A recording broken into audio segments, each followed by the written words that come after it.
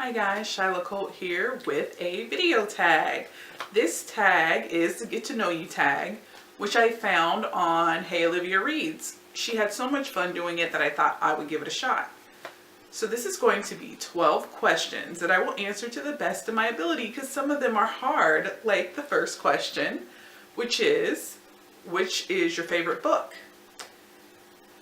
I'm going to choose the two that tie for me that I always say. One is Oh, the Places You'll Go by Dr. Seuss, and the second would be The Little Prince. And I don't have books that would actually show you for those because mine has been well loved.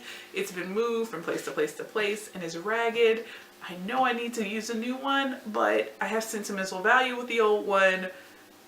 So what are you gonna do? Both of those books really affected me. Oh, the Places You Go just kind of expanded my mind and stuck with me. I think the older I got, the more it meant to me, and the same with The Little Prince because there's so much hidden meaning in it. You read it as a kid, but as you grow older, you start to understand what he was talking about more and more and more. There was recently a movie that came out about it, which was really well done. Question number 2. What was your favorite book from 5 years ago? I can't tell you one book, but I can tell you a series, which was Sherilyn Kenyon's The Dark Hunter series.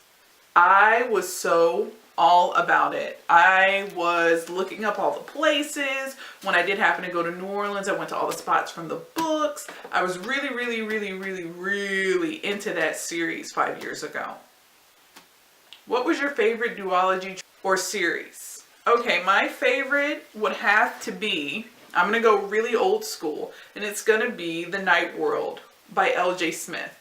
This was back when the paranormal romance genre was sort of just blooming, especially in the young adult genre, and these blew me away. I was counting down the months to every release.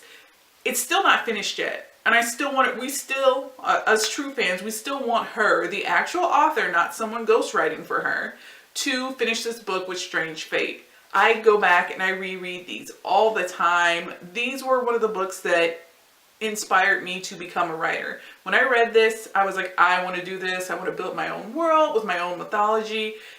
Every book was so different. I feel like there was a book for every kind of person in this series. So I'm going to go with this one, an oldie but a goodie. What is the last book I read? The last book I read was actually The Smell of Other People's Houses by Bonnie Sue Hitchcock. Number 5, what was the last book of poetry that you read? I don't like poetry, guys. I honestly can't tell you the last book I read. The last poetry I read was probably for high school. I do happen to like Robert Frost. I happen to like Yeats. There are a few that I like, but I'm not an avid poetry reader. I read a little bit here and there. So, sorry. Question number 6. What book most influenced your life? I'm going to go with 2.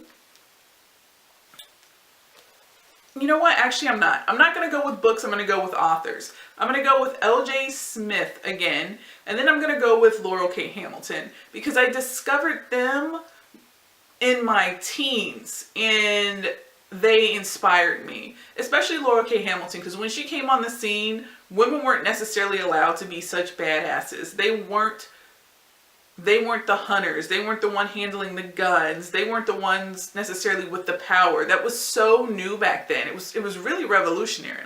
And Anita Blake, man, she paved the way for most of the paranormal romances that we love now.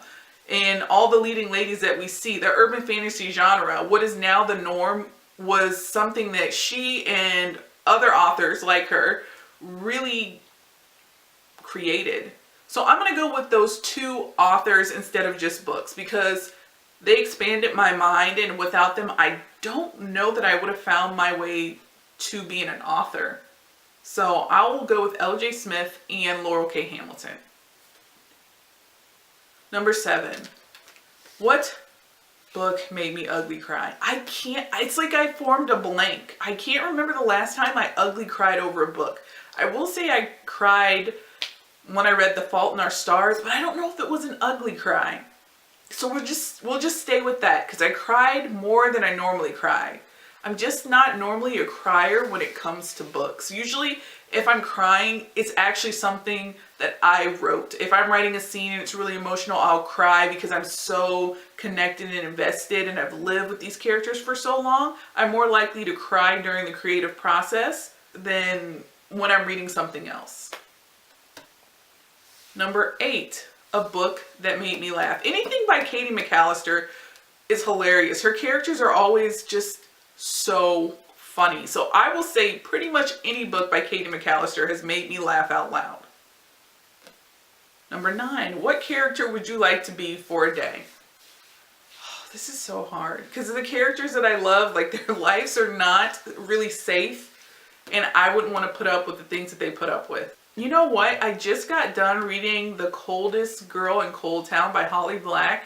And if I could pick the day that I could be the character, I think I would want to be Tana because I want some of that Gabriel action. I want to see him in person, but it's got to be after all the battles. I don't want any of that. I don't want to be fighting for my life. I just want to be chilling with my vampire boo. So we're going to go with her. Number 10, a book that was so good you dreamt about it. I don't tend to remember my dreams, so this is actually a really difficult one. Let's go with the Vampire Diaries, I guess, because when they turned it into a show, there were actually people that I could envision in my head. So we'll go with the Vampire Diaries. A book you did not finish. Actually, the last book I read, I didn't finish. The Smell of Other People's Houses. It was well written. I just couldn't get into it. I couldn't connect with the characters and I was really forcing myself. There used to be a time where I would force myself to finish a book, but now my time is just so short that if I'm not feeling it, then I will not finish it. So that was my last one. What is a book that I am excited to read? I am always excited to read books, but I do have A Clockwork Angel by Cassandra Clare that I have been staring at and is on my TBR for next month. So right now I think that might be one of the books I'm most excited to read next. So this is an open tag to anybody that saw it and thought it was cool and wants to answer the questions. I tag you. Again, a huge thanks to Hey Olivia Reads for posting her tag and having such a blast with it that I decided to do it too. Thanks for joining me and I will see you next video. Bye guys.